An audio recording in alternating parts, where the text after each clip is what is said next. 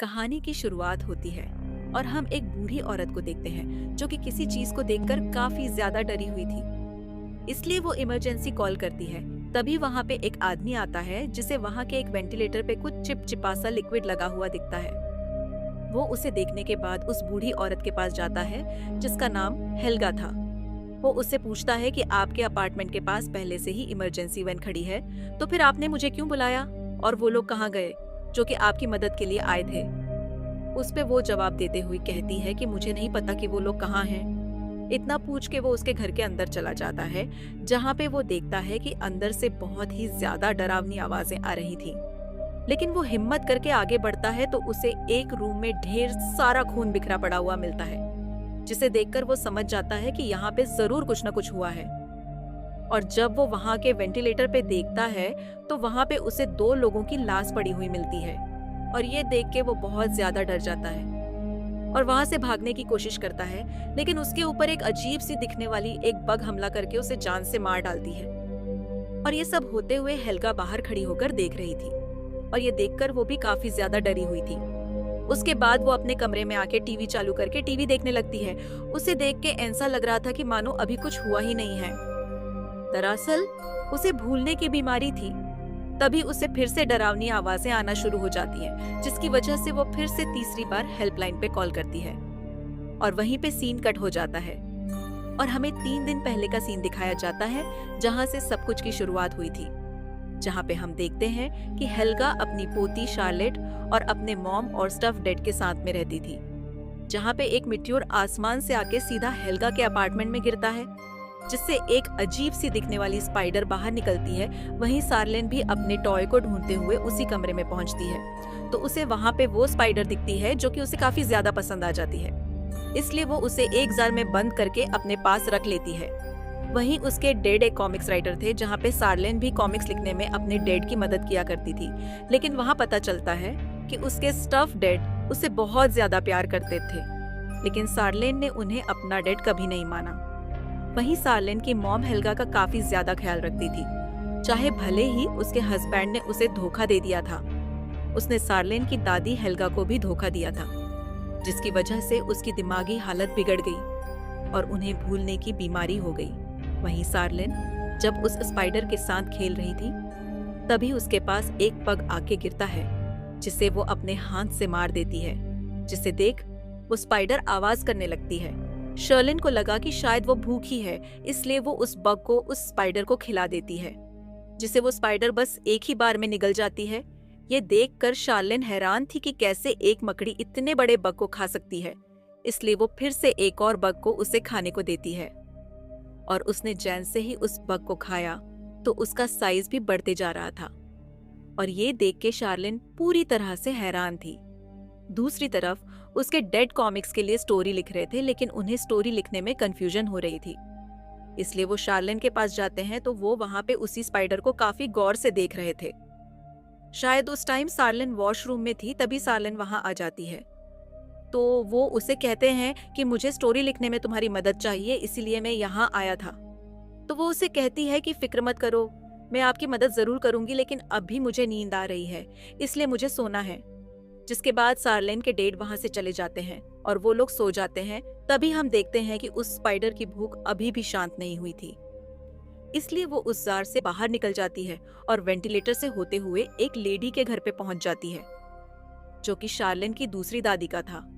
वो वहां पहुंचकर उनके पेरेंट को जान से मार डालती है। और जब अगली सुबह उसकी दूसरी दादी जोर से चीखती है तो उसकी आवाज सुन के सार्लेन के डैड वहां पहुंचते हैं। तो वो वहां देखते हैं कि उस पेरेंट की हालत देखने लायक नहीं थी, इसलिए वो इमरजेंसी कॉल करके एक रेस्क्यू ऑफिसर को वहां पे बुलाते हैं, जो कि उन्हें बताता है कि इस पेरेंट को देखकर ऐसा लग रहा है कि ये काम किसी जानवर का नहीं बल्कि एक बड़े से कीड़े का है, जिसके पास जहरीला डंक मौजूद है, जिसे बार बार स्टेप करके इस पेरेंट को मारा गया है। इतना बताकर ऑफिसर पूरी बिल्डिंग में इंसेक्ट स्प्रे डालने लगता है। और जब जैन से ही सार्लिन के रूम की बारी आती है तो वो उसे मना कर देती है और वो कहती है कि मैंने एक स्पाइडर को पाल के रखा है, इसलिए मैं अपने कमरे में इंसेक्ट स्प्रे नहीं करने दूंगी। फिर उसके बाद वो ऑफिसर वहां से चला जाता है। उसके जाने के बाद शार्लिन उस स्पाइडर के साथ खेलने लगती है। तभी वो स्पाइडर पास में रखी माउथ फ्रेशनर की स्मेल से वो काफी ज्यादा डरी हुई थी, फिर हम देखते हैं कि वो स्पाइडर वेंटिलेशन के जरिए फिर से किसी लेडी के घर पे जाती है अपने नए शिकार के लिए, जहाँ पे उस लेडी का डॉग भी मौजूद था। वो उसे देखकर भौंकने लगता है तो वो उसे साइड करके अपनी फैमिली की कुछ फोटोज देखने लगती है।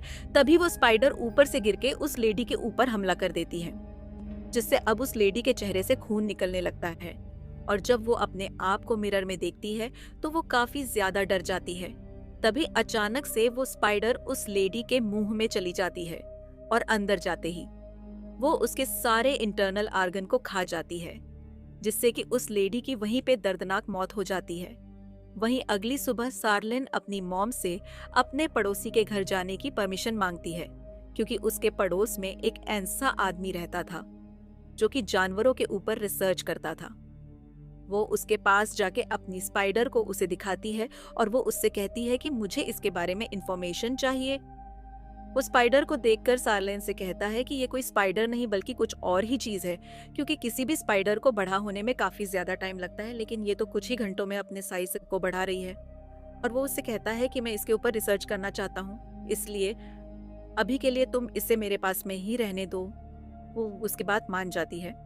और जब वो उसके ऊपर रिसर्च करता है तो उसे पता चलता है कि ये एक बहुत ही खतरनाक इंसेक्ट है जो कि किसी भी इंसान को तक मार सकती है। वहीं सार्लिन अपने घर पे होती है, जहाँ पे उसके मॉम और डैड वो दोनों आपस में बातें कर रहे थे। तभी उन्हें वेंटिलेटर में से आवाज आती है और जब वो वहाँ देखते हैं तो वहाँ पे उसी लेडी का डॉग मौजूद था। सार्लिन के डैड उस डॉग को वापस करने के लिए उस लेडी के घर जाते हैं, लेकिन उसके बार बार नॉक करने के बाद भी वो लेडी दरवाजे को नहीं खोलती। तो वो इमरजेंसी की हेल्प से उस दरवाजे को खोलते हैं और उस डॉग को उसके घर के अंदर भेज देते हैं। लेकिन वो डॉग अंदर जाते ही भौंकने लगता है, जिसकी वजह से वो अंदर जाके देखते हैं तो वहाँ पे उस लेडी की लाश उन्हें मिलती है। और वो पुलिस को कॉल करके बुलाते हैं तो वहाँ पे उसे इंस्पेक्टर बताता है कि ये काम किसी इंसान का नहीं लगता। तभी उनके पास उनके पड़ोसी का कॉल आता है तो वो उसके पास जाते हैं, जो कि उन्हें बताता है कि शार्लेन के पास जो स्पाइडर है वो कोई नॉर्मल स्पाइडर नहीं है बल्कि एक जहरीली इंसेक्ट है जो कि किसी इंसान को तक मार सकती है। इसलिए तुम शार्लेन को समझाओ कि वो इसे कहीं दूर छोड़ाए या फिर इसे जान से मार दे। उसकी ये बात सुन के वो सीधे शार्लेन के पास जाते हैं और उससे कहते हैं कि क्या तुम नहीं जानती कि वो स्पाइडर कितनी जहरीली है, इसलिए मैं उसे इस घर पे नहीं रखने दूंगा। उनकी इस बात पे वो बदतमीजी से जवाब देते हुए कहती है कि आप मेरे डैड नहीं हो, इसलिए आपका मुझे डांटने का कोई हक नहीं है। और मैं जानती हूँ कि वो स्पाइडर बहुत अच्छी है, इसलिए मैं उसे अपने पास में ही रखूंगी। वहीं फिर हमें रात का सीन दिखाया जाता है, जहाँ पे वो इंसेक्ट उसके पड़ोसी के सभी जानवरों को खा जाती है। शार्लेन ने उस लेडी के डॉग को अपने पास में रख लिया था। वो वेंटिलेटर के तरफ देखकर भौंकने लगता है और सीन वहीं पे कट हो जाता है।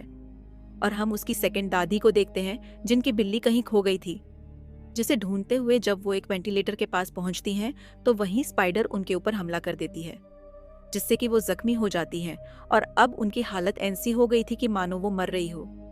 वहीं सार्लेन के घर में उसके मॉम और डैड आपस में झगड़ा कर रहे थे और शार्लेन को ये सब बिल्कुल भी पसंद नहीं था, इसलिए वो अपने भाई को लेकर अपने रूम में चली जाती है और अपने कानों में हेडफोन लगा लेती है, जिससे कि उनकी आवाज उसे न आ सके। तभी उन दोनों के झगड़े के दौरान वो स्पाइडर वहां आ जाती है और वो शार्लेन के मॉम डैड के ऊपर हमला करके वेंटिलेटर के अंदर ले जाती है। वहीं सार्लेन को भी काफी देर से उन दोनों की आवाज नहीं आई, तो वो बाहर निकलकर देखती है तो वहां पे उसे ढेर सारा खून बिखरा हुआ मिलता है। ये देखकर उसे समझ आ गया था कि ये सारा काम उसी स्पाइडर का है और उसे अपने मॉम डैड को बचाने के लिए उस स्पाइडर को मारना होगा, क्योंकि उसे पता था कि वो स्पाइडर माउथ फ्रेशनर से काफी ज्यादा डरती थी। इसलिए वो कुछ माउथ फ्रेशनर की पिल्स को पानी में घोल के एक वाटर गन में भर रही थी।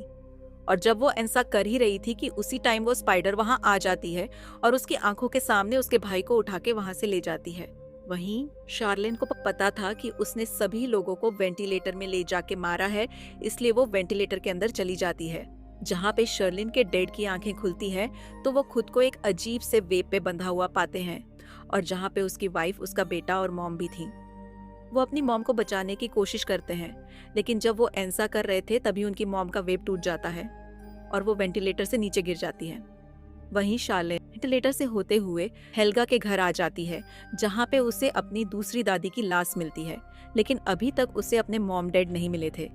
वो हेल्गा से इस सब के बारे में पूछती है, लेकिन हेल्गा को कुछ भी पता नहीं था। वो हेल्गा के कपड़े सूंघती है तो उसमें से माउथ फ्रेशनर की खुशबू आ रही थी। जिस वजह से उस स्पाइडर ने उन्हें नहीं मारा था, वो उनसे कहती है कि आप यहीं पे रहना और हेल्पलाइन पे कॉल करिए। तभी उसे अपने स्टफ डेड की आवाज आती है एलिवेटर की तरफ से, और जब वो जाती है तो देखती है कि उसके डेड वेब पे बंधे हुए थे। वो माउथ फ्रेशनर वाले पानी को उनके ऊपर डालती है और उसके ऐसा करते ही वो वेब टूट जाता है। शार्लेन उन्हें बताती है कि ये माउथ फ्रेशनर वाला पानी है जिसके जरिए उस स्पाइडर को मारा जा सकता है। ये दोनों वहां से और लोगों को बचाने के लिए निकल जाते हैं। वहीं दूसरी तरफ हम उसी ऑफिसर को देखते हैं जिसे हमने कहानी की शुरुआत में देखा था। वहीं जब वो स्पाइडर उस ऑफिसर को मार रही थी तो उसकी चीखें सुनकर शार्लेन के डैड भी वहां आ जाते हैं, जो कि उस ऑफिसर को बचाने की कोशिश कर रहे थे। तभी उनके पास वो स्पाइडर आ जाती है। शार्लेन के डैड के पास माउथ फ्रेशनर वाला पानी था जिसे वो उस स्पाइडर के ऊपर डाल देते हैं, जिससे डरकर वो स्पाइडर वहां से चली जाती है। वहां पे वो ऑफिसर उन्हें बताता है कि उसके पास एक नेल गन है जिसके जरिए उस स्पाइडर को मार सकते हैं। तभी जैन से ही स्पाइडर सामने आती है तो वो अपनी नेल गन से स्पाइडर के ऊपर हमला कर देता है, जिससे वो स्पाइडर घायल हो जाती है और उससे ब्लू कलर का खून निकल रहा था। वहीं उनकी लड़ाई के दौरान नेल गन वहां के फायर अलार्म पे भी लग गई थी, जिस वजह से वहां के सारे वाटर स्प्रिंकलर्स ऑन हो जाते हैं और इनके ऊपर पानी की बारिश होने लगती है। वहीं इन्होंने जो माउथ फ्रेशनर के पानी को अपने ऊपर डाल के रखा था, जिस वजह से वो स्पाइडर इनके पास नहीं आ रही थी, वो सारा पानी धुल जाता है, जिस वजह से उनके ऊपर स्पाइडर का खतरा बढ़ जाता है। और इसी चीज का फायदा उठाकर वो स्पाइडर रेस्क्यू ऑफिसर को वहां से ले जाती है और फिर बाकी फैमिली को बचाने के लिए शार्लेन और उसके डैड आगे बढ़ते हैं। तो वो देखते हैं कि उस स्पाइडर ने शर्लिन की मॉम और उसके भाई को गार्बेज टनल के अंदर रख दिया था, जिन्हें बचाने के लिए ये दोनों ही टनल के अंदर चले जाते हैं। वहीं रिमोट के जरिए शर्लिन के डैड इस टनल को ऑन करने की कोशिश करते हैं ताकि गार्बेज की तरह वो भी इस बिल्डिंग से बाहर गिर जाए, लेकिन उनकी बदकिस्मती की वो काम नहीं कर रही थी, इसलिए शार्लिन के डैड बाहर निकल के उसके वायर को जोड़ने की कोशिश करते हैं। तभी उन्हें जोर से करंट लग जाता है और वो वहीं पे गिर जाते हैं। उन्हें देखकर लग रहा था कि वो मर गए। इससे पहले कि शार्लेन कुछ कर पाती, वो स्पाइडर उनके काफी पास आ चुकी थी, इसलिए बिना समय बर्बाद किए वो उस टनल की बटन को दबा देती है।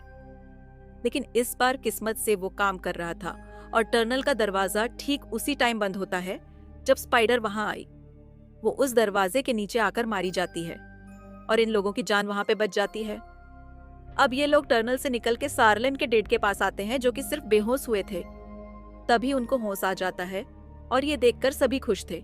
शार्लेन उन्हें वहां पे पहली बार अपना डैड कह के पुकारती है, जो सुन के शार्लेन के डैड हैरान थे। ये सब इमोशनल हो जाते हैं और एक दूसरे के गले लग जाते हैं। इन्हें लग रहा था कि अब सारी प्रॉब्लम खत्म हो गई, लेकिन ये लोग गलत थे, क्योंकि मूवी के लास्ट सीन में हम उस स्पाइडर के ढेर सारे अंडों को देखते हैं, जिससे हमें पता चलता है कि इस मूवी का सेकंड पार्ट भी जरूर आएगा।